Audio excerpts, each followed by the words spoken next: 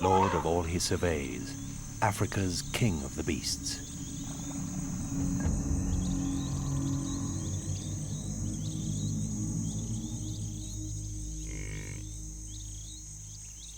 A study in strength, a supercharged hunting beast, the most symbolic ever, commanding beauty and steely-eyed power.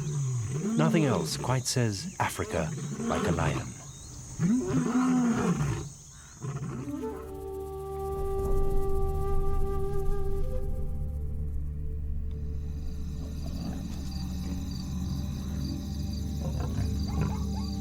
The lion has long been called king of the beasts, but there was a time when other animals disputed his right to rule. The antelope claimed they should, as they were swift as the wind. The elephant trumpeted his challenge, saying, "I am wisest and stronger than you. I can crush you underfoot." The baboon too demanded to be king. His agility and cunning gave him the right, he said. And yet another, the eagle, staked his claim because he had the power of flight.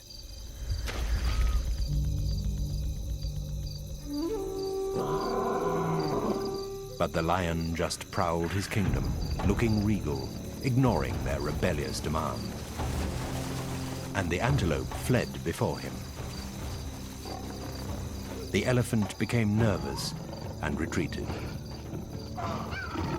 The baboon shot up the nearest tree. And the eagle soared far out of reach. None could challenge the lion's supremacy. He knew it was just words. Not one had the courage to be king.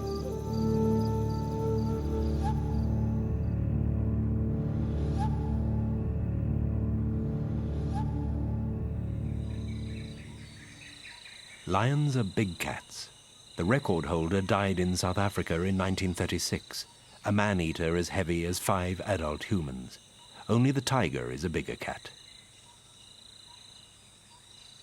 An average male is an impressive monarch, standing 1¼ meters at the shoulder, his weight perhaps that of 3 grown people. Lions see very well, and 6 times better than us at night. They look out from large golden eyes with binocular vision, good at calculating distance and separating prey from background.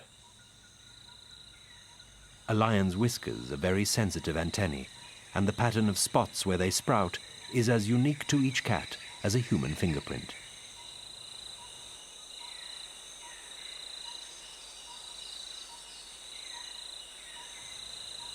A lion is a study in controlled power. Everything about it says strength. From fangs cleaned with the toothbrush of the hide and bone it gnaws, to short jaws capable of a crushing bite. Africa's top carnivore has immensely powerful neck and jaws. Its real strength lies there and in its forequarters, enabling it to drag dead weights much heavier than itself.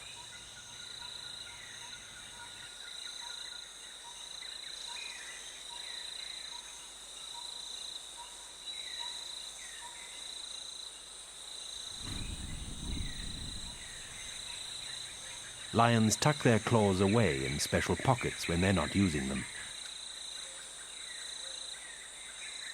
These spring-loaded switchblades need to be sheathed to save wear and tear, especially when padding round their kingdom.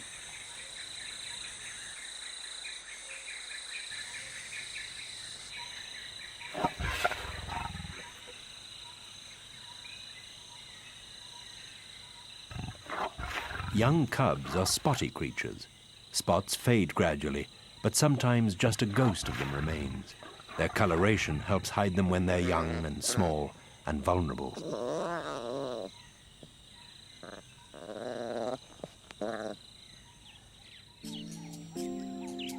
Just very rarely, a white lion is born. It's not an albino, but a lion with a faulty gene, so it lacks the usual color in its hair shafts. It may have had white or tawny parents. This ethereal-looking animal has yellow eyes and a black nose, not albino pink. The great hallmark of a male is his mane. Testosterone controls the growth of this magnificent ruff, which advertises his status and protects his neck. But it's a nuisance in bushy country. Stress can make a lion lose handfuls of mane, but this one's having a bad hair day for a different reason. It's not a he, it's a she, a female overdosed with testosterone.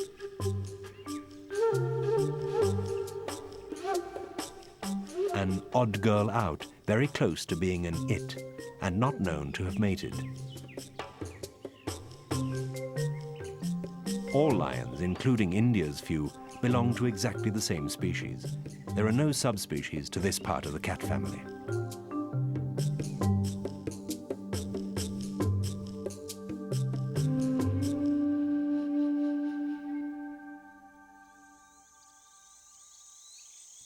A pride of lions is so familiar, it's easy to forget it's something very special, because lions are the only cats that live in a group, and it's the key to their success.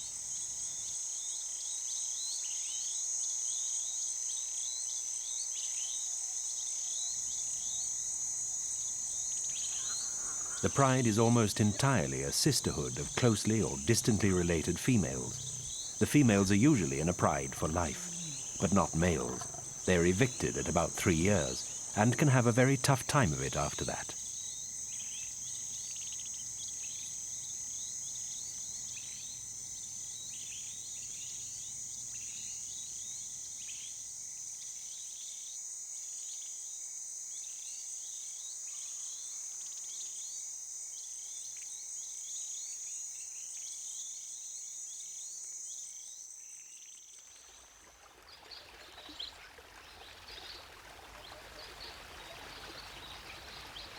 The only full-grown males tolerated around the pride are the temporary reigning monarchs. They're in a closely bonded coalition, usually of 2 or 3. Any fewer than that, and they couldn't take over a pride to get access to the females and mate.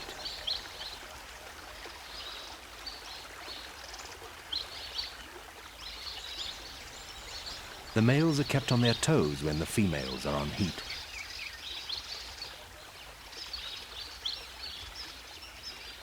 Mating is their reward for providing an armed guard to protect females and cubs against other coalitions, who will kill cubs if they take over.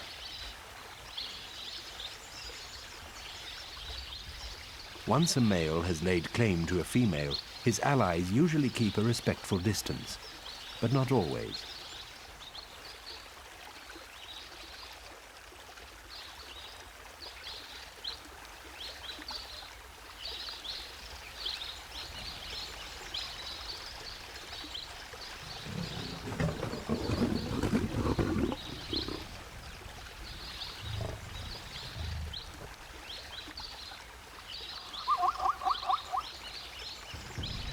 Sometimes a male coalition has territories which encompass those of several prides. This big male has one overlapping the border of Botswana and Namibia. He strides round it confidently, watching for rivals who might slip in and try to mate with the females under his protection.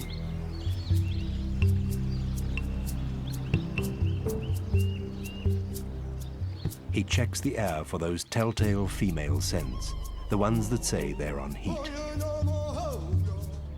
Beefy muscles and a splendid mane are his status symbols, but he's like a weightlifter who sacrificed speed for strength. He's slower off the mark than the sleek females he seeks to impress.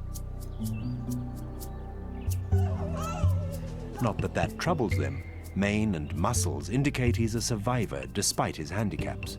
Good breeding blood flows in those kingly veins. And when she chooses, the lioness shows willing to mingle it with hers.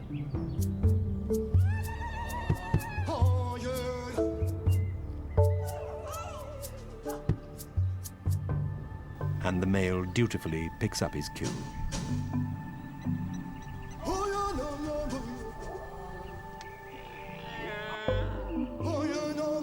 A ruling male is likely to have a short reign, usually just 2 years.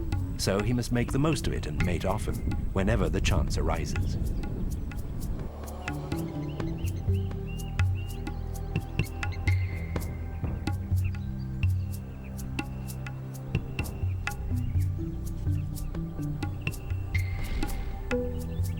For about 6 days, he sticks to her like glue, and throughout the day, every 20 minutes or so between rests, they mate. The need to do so is a real slave driver.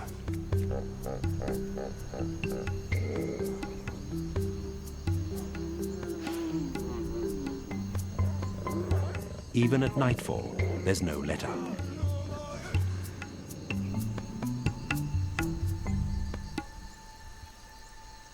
His sperm count probably drops to 0, not that he'd know. He won't quit until she's out of estrus and stops soliciting. There's no other way to try and make sure her cubs are his. A female is pregnant 3.5 months, longer than any other cat. As the safety of her newborn is paramount, she gives birth in hiding.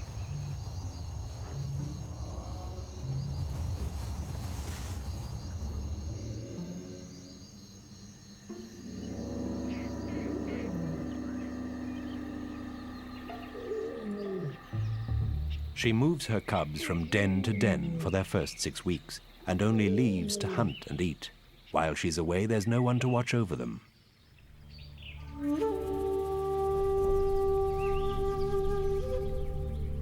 Her bundles of fluff are now old enough to join the pride, where there's not just mum to keep an eye on them. In a close unit like the pride, lionesses look after each other's cubs, attention seekers that need discipline.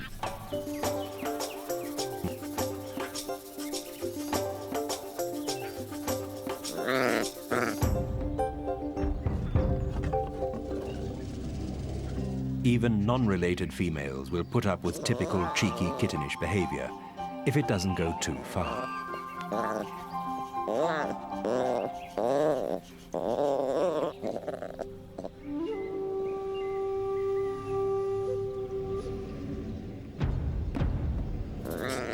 So close is the pride bond that females with cubs the same age happily pool their resources.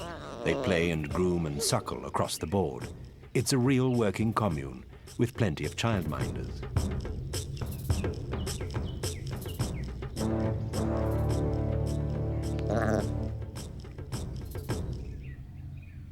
One of the first things a new male coalition does when it takes over is kill young cubs. This is not cruelty nor viciousness, but a simple, overwhelming need to breed. With no young to rear, the females will mate again. Both have the same drive to pass on their genes. So a pride may have several litters the same age, all with perhaps one shared parent. And their bond leads the females to share cub care, even down to suckling.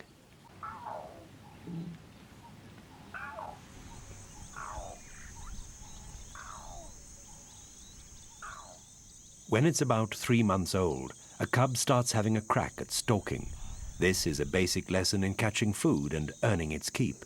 First experiments are always conducted on a relative. An experimental throat tackle, something it'll eventually do on prey. Hunting is learned and genetically hardwired and instinctive.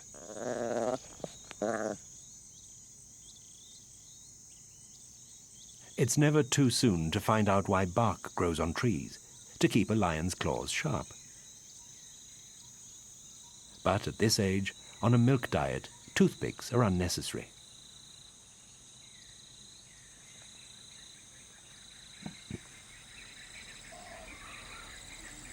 Older cubs are above such child's play. They're into learning how to knock down prey, only not the real thing just yet.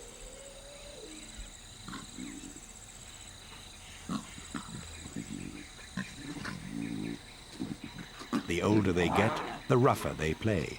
Claws are sheathed, but a playful swipe has substantial muscle behind it.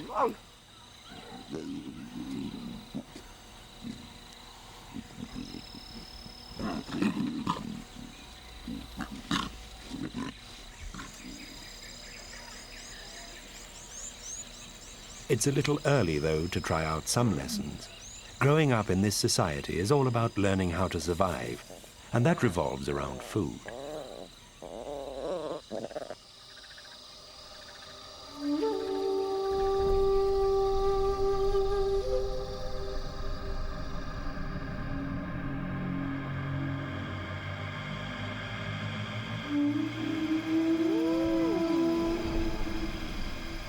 Lions can rarely eat in peace. The smell of death quickly attracts scavengers. A large kill provides plenty of scraps, which a black-backed jackal snatches, if it dares.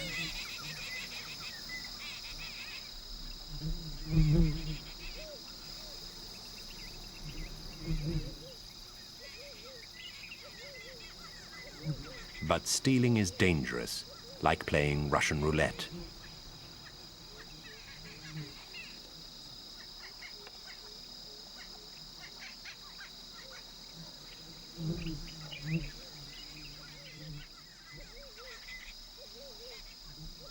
Scrounging off a big cat may be nerve-wracking, but it can be the way to survive, and jackals are very good at that.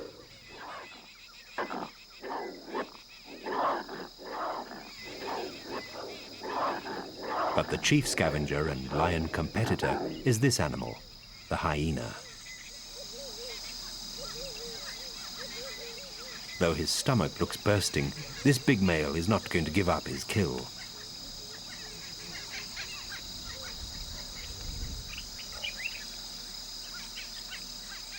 A large enough hyena pack can drive lions from their kill, but in this case, the male has backup.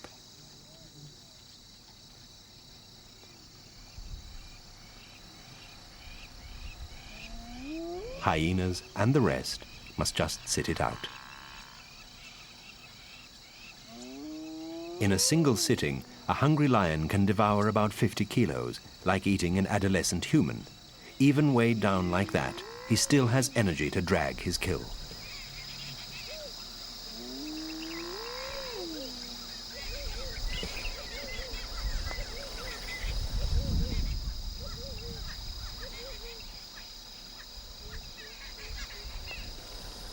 Just half a dead buffalo must easily weigh as much as he does.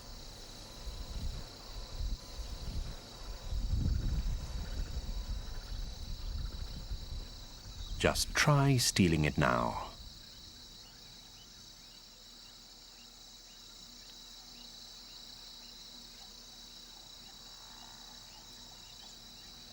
A group of lions can naturally defend a kill better than one, and that's another big advantage of their unique social lifestyle.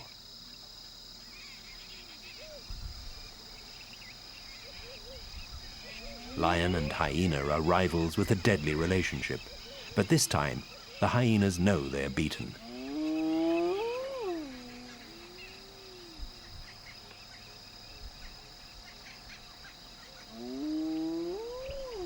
The lush green heart of the Kalahari is the Okavango, a place of many herbivores.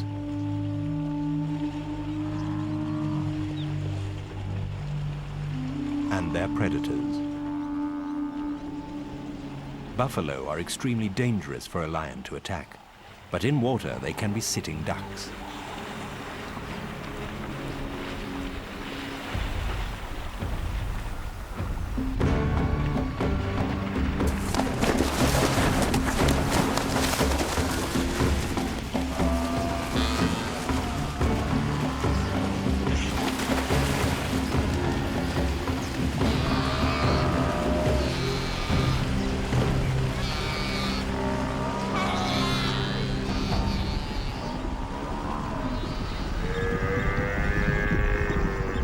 Lions kill by suffocating.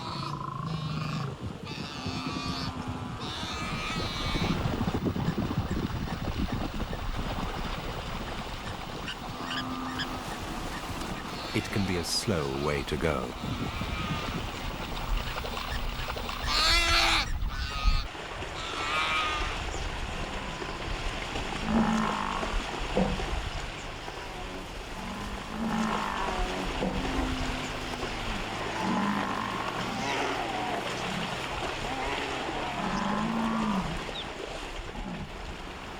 Now here comes the rest of the family.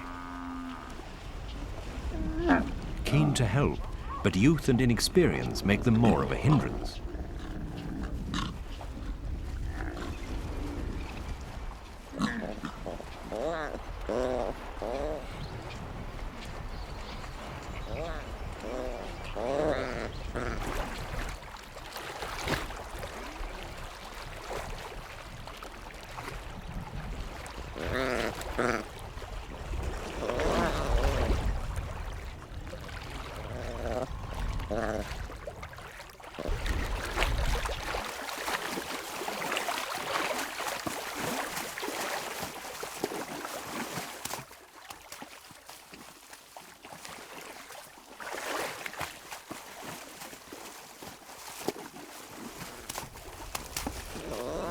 The lions won't eat the buffalo calf here. They'll drag it clear.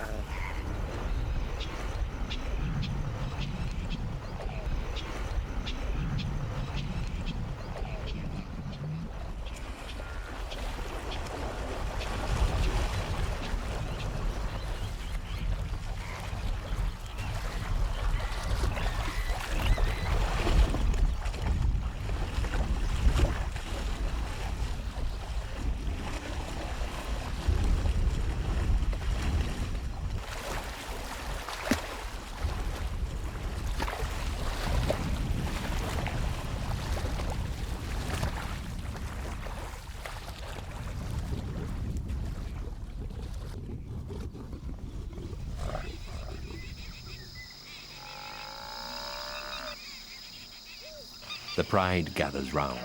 The cubs are still hesitant and awkward, but they'll quickly learn what to do by copying their elders.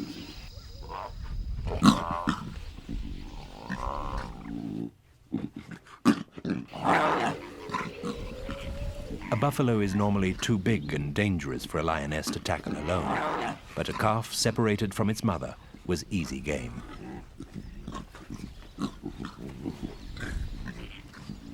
Mealtimes have a pecking order. Normally, adults feed first. Today, they stand back and allow the cubs to.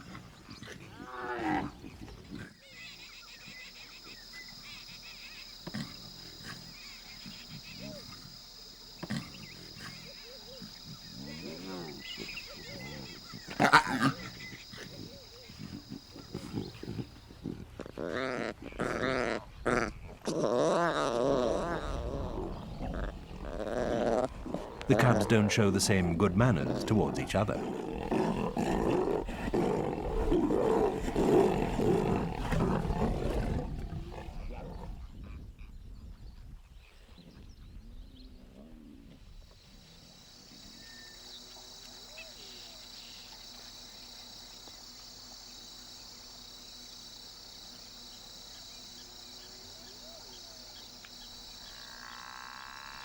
The bigger a kill, the more food. Group living means there are more lions to make big kills, but some prey animals are small, and this one, the warthog, provides lions with many a meal.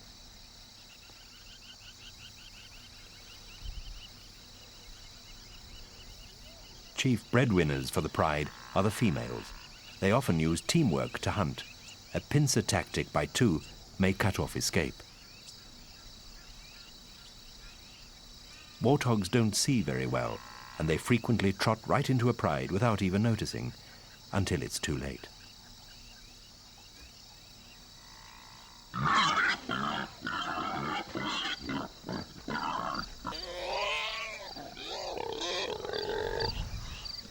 There's a lineup of keen and hungry spectators. There won't be much to go round, but they all move in.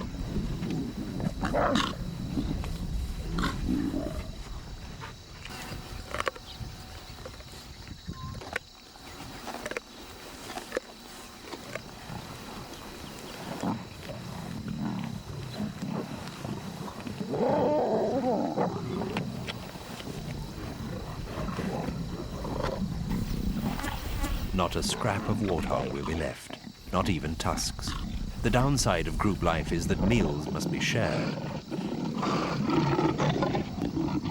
In places where there's a long dry season, many prides rely on warthogs to tide them over until the rains.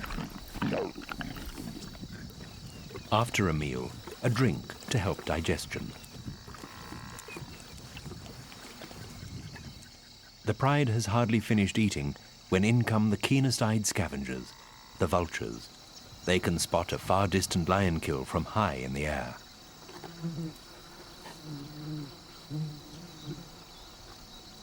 Some diners are still at it, but the vultures will head the food queue.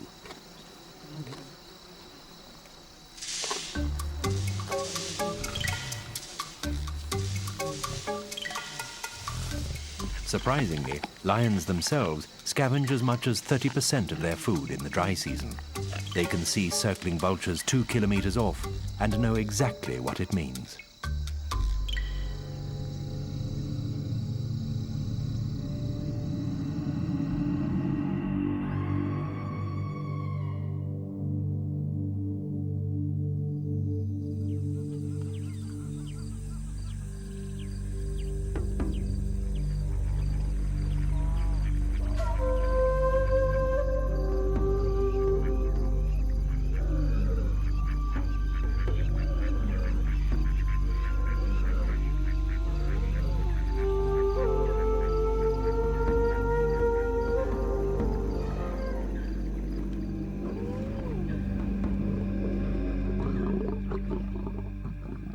A lion's usual home is the savanna. In some parts of Africa, they live along the edge of forest and in arid areas too. Food dictates the size of a pride and its territory.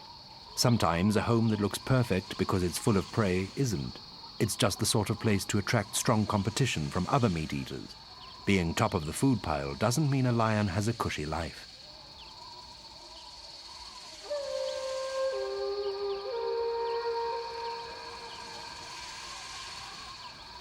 If prey is thin on the ground, a pride may need a territory bigger than Paris.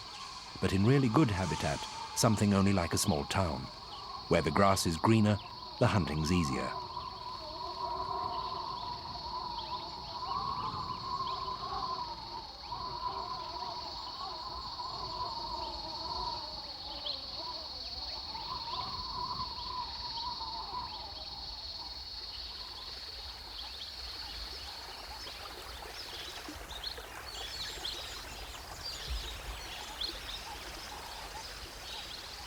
Running water can make a lion's life a lot more comfortable, and water in the dry season has the pull of a city's bright lights. Lions can't resist them, because water holes are where the prey is, and because lions need water, like everyone else.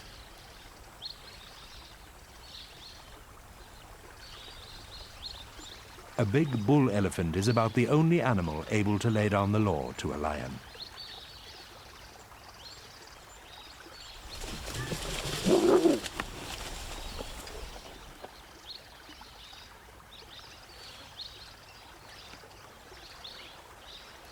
One 0 to the elephant. Conflict is a fact of life in the dry season, when everyone's after the same evaporating lifelines.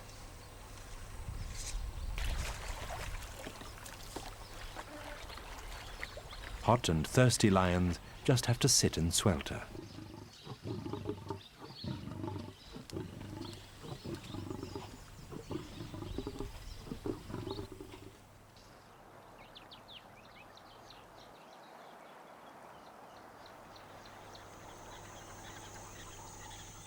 In Zimbabwe's Mana Pools region, prides have territories of over 200 square kilometers. It sounds a lot, but it isn't.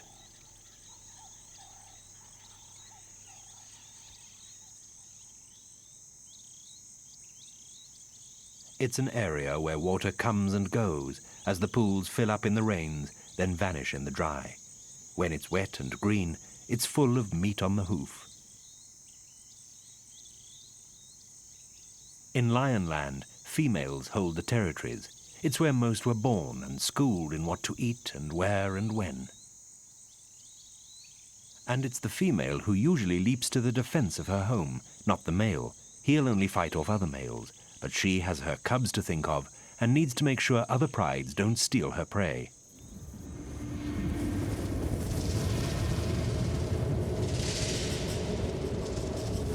The dry season in the Okavango harsh and stressful, a long wait for rain to rescue everyone from drought, hunger, and heat. The bush is tinder dry. Fires break out, making life even worse.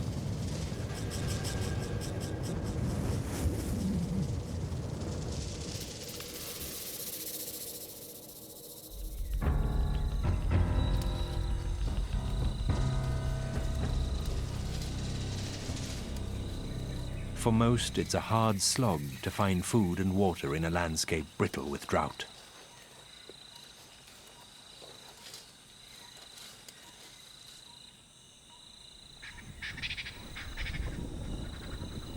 But then the rains come.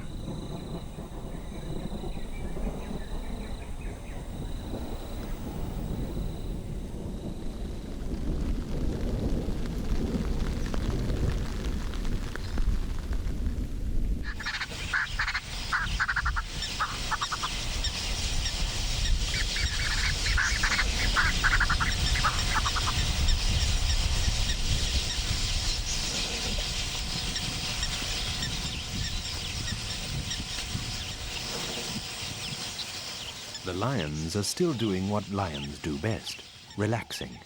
There's fresh blood around now, newborn herbivores.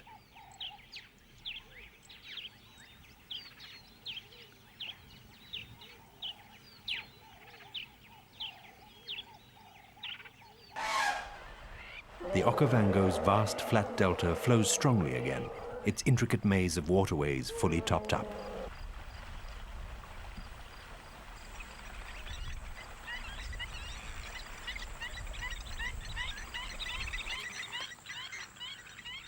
This rich, lush region is one of the very best homes Africa can offer a lion.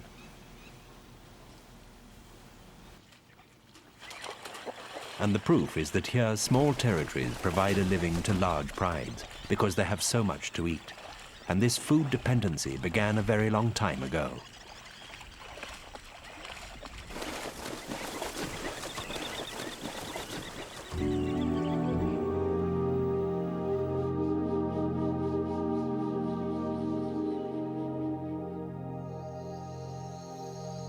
Just under 40 million years ago, the first cat-like creatures rolled off the production line.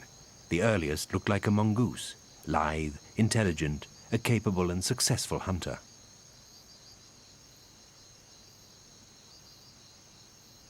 This was a time of global cooling. The lush forests that grew everywhere began to shrink, and grassland took over, the habitat of herbivores. And that paved the way for more carnivores.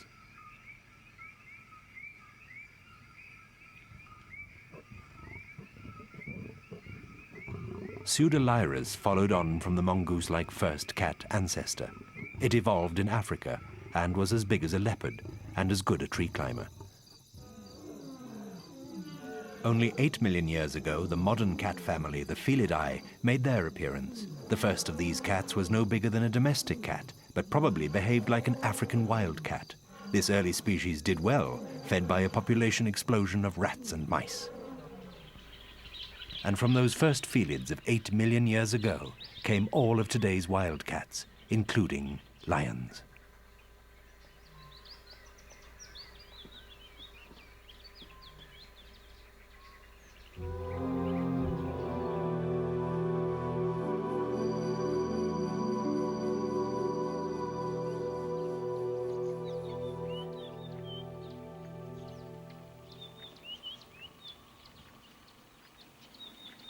Lions are seriously laid back. When they're not out looking for a bite, they're snoozing, which is most of the time. Most humans know where their next meal's coming from. A lion doesn't. So lazing makes sense. It saves energy. Plus, a lion's heart is small relative to its size, so if it rushed about all day, it'd easily overheat.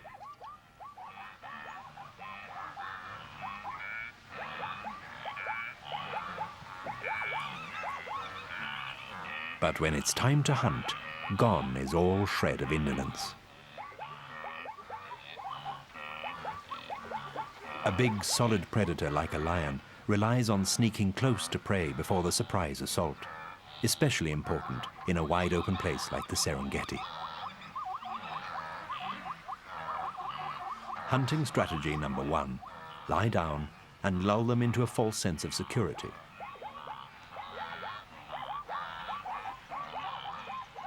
And she's already been forgotten.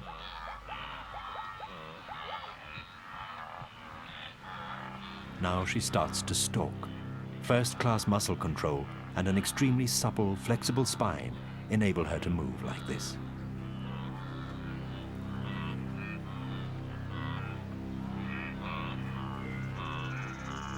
Lions are now known to calculate exactly the right moment to charge. If they're close enough when the prey sees them, they'll do it. She should be close enough now, and she's still out of sight and out of mind.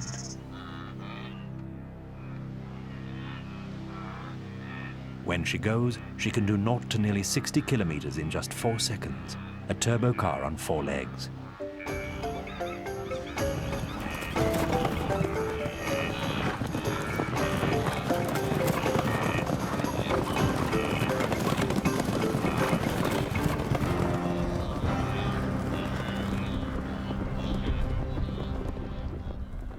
But something went wrong, and it often does.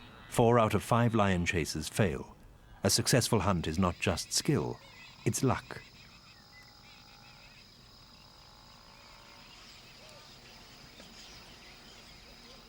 Lions usually walk in crocodile, mothers in front, cubs in the rear. They move little in the day. Dawn, dusk, and night are their active times when it's cooler, and keen night vision tilts the hunting odds in their favor. Often they follow herds of buffalo.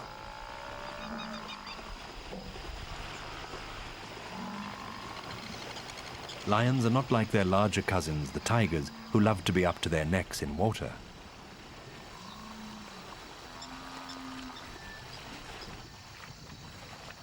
But in some parts of Africa, the reputedly water-shy lion swims regularly. If it lives in Botswana's Okavango, it hasn't much choice. Getting wet is part of life if rivers run through its territory.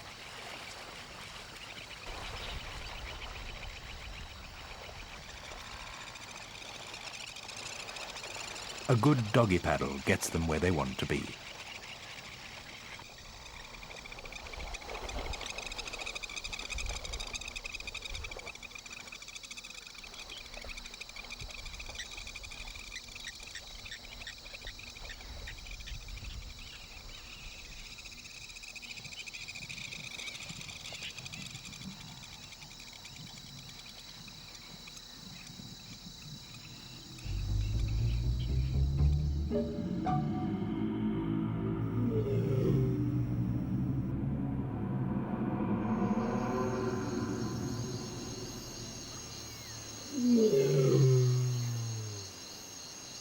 The most chilling sound in all Africa, a lion's roar.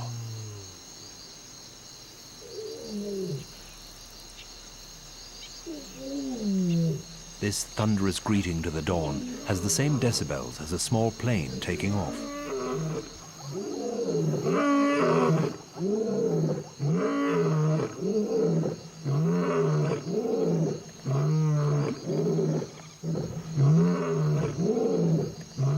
At night, in good conditions, a roar can carry nearly 4 kilometers.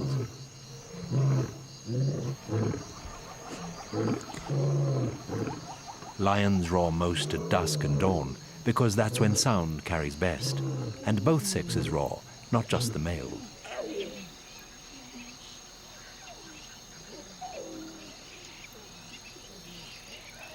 A roar can be an invisible barbed wire fence to demarcate a territory and warn off intruders.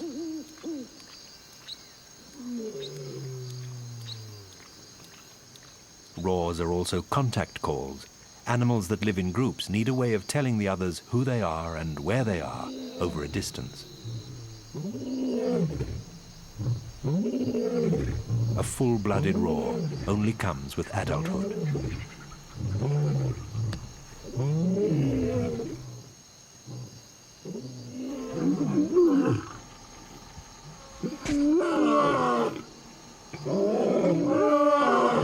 To make a warning more fearsome, lions often roar in chorus.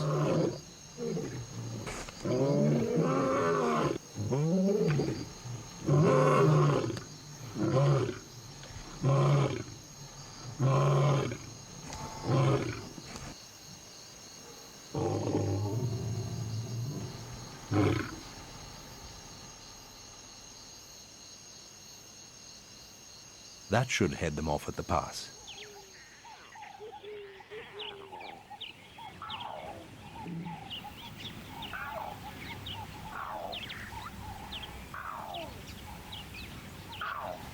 A cub's calls are hardly earth-shattering, like boys with voices breaking.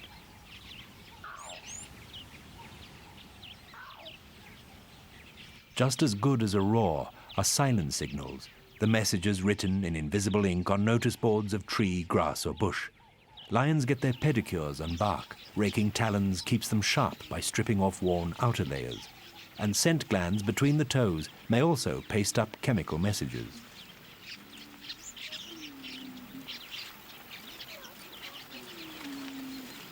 Males are particularly keen to check who's been by and superimpose their own mark.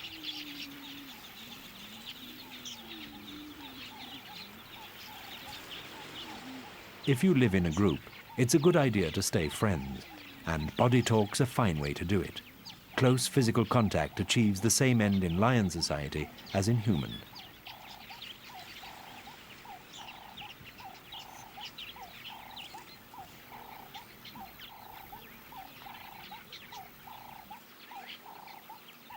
After a friendly, respectful sniff, which also checks out status, a good lick. Even the roughest sandpaper can't match a lion's tongue. A few judicious licks with something that can strip skin from a dead animal do an excellent job of winkling out dirt and parasites.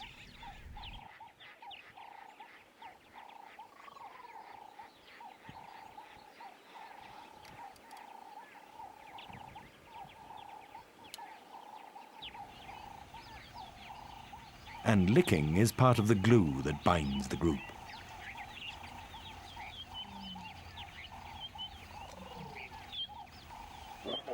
And if you live in a group, order in the ranks is a good idea too.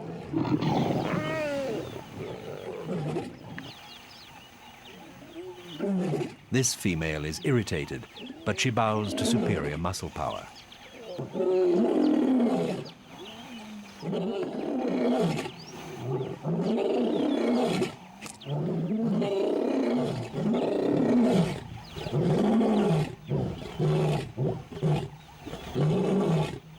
Though the lion may be saying he's in command, the real decision makers in this society are the females.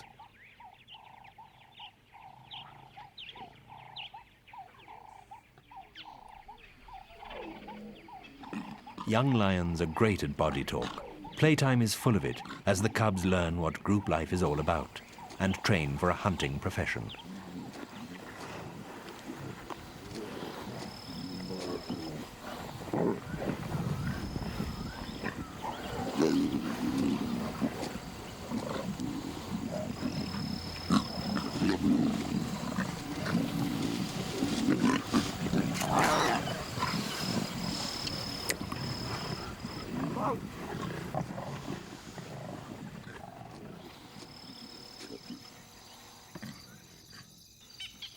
Some of the key notices in lion language are pinned up by females on heat.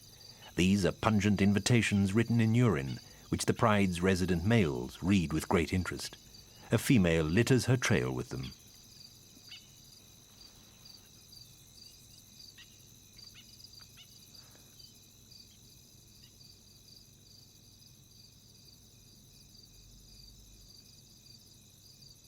He has a gland in the roof of his mouth that interprets her messages very precisely. Grimacing like this, he gives the gland maximum exposure to increased estrogen in the female's urine. Scent molecules of it hang in the air and lie on the grass.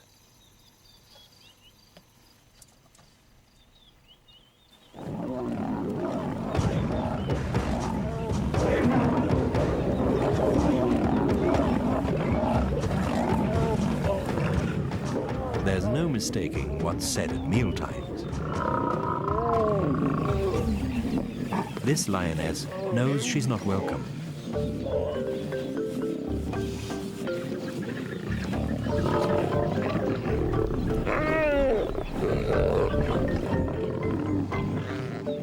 Sometimes a kill gets them so excited, the lions paw the ground round it in a misplaced scent-marking activity. Lion talk can be powerful stuff, and when they let rip, everyone sits up and takes notice.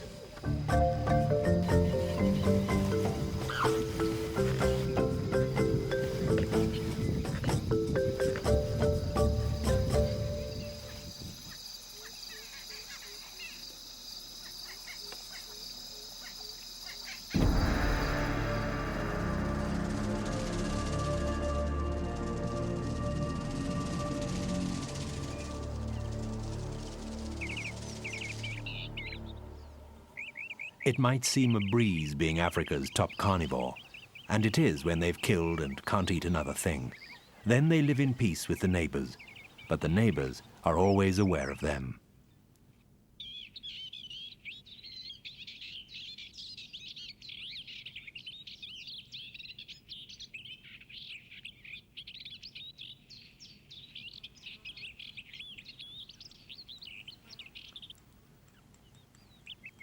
The bustard needn't fear. This lion's just taking a walk. A lion's prey can tell the difference between a lion lazing and a lion giving the menu a look over.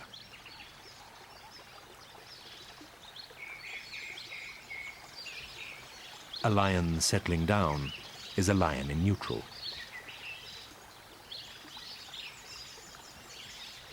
A giraffe can drink without fear. No lion's going to jump it now it's midday and too hot to move. They're all sleeping it off.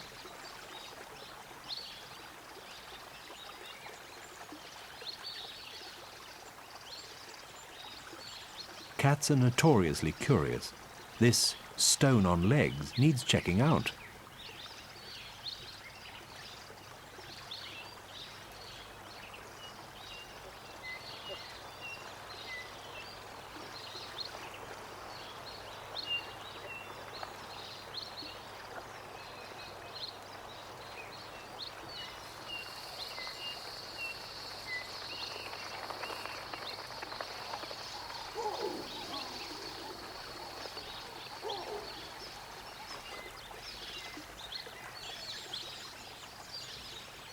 Is it playing with the tortoise or looking for a snack? Could be either. Lions have few enemies, mostly disease, each other, and people. Snares and traps kill lions, even if not meant to, yet they may recover from appalling wounds.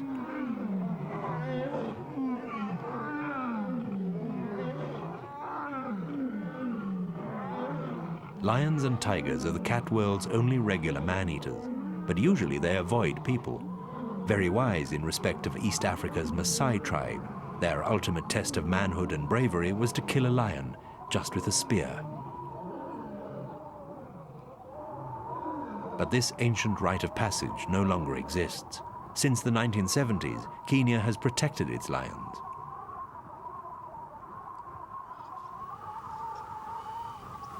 So, is a lion's life easy? Though he might reach the ripe old age of 14, a male's can be full of punch-ups and aggro. A female can manage 17 years, years full of child-minding, risking life and limb in the hunt, and warring with neighbors. But the upside is their unique social lifestyle. Their prides give them greater strength, hunting prowess, and success. Perhaps solidarity is why these great cats are where they are, top of Africa's food chain. Kings of the carnivores.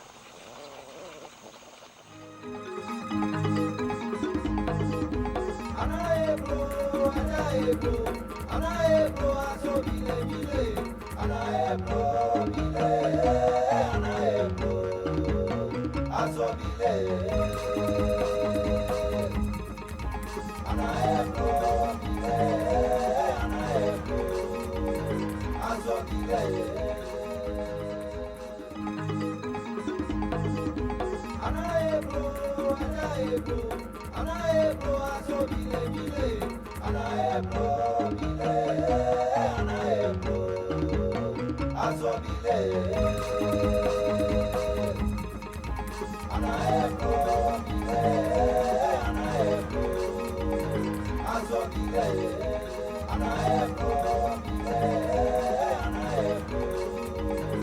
Azor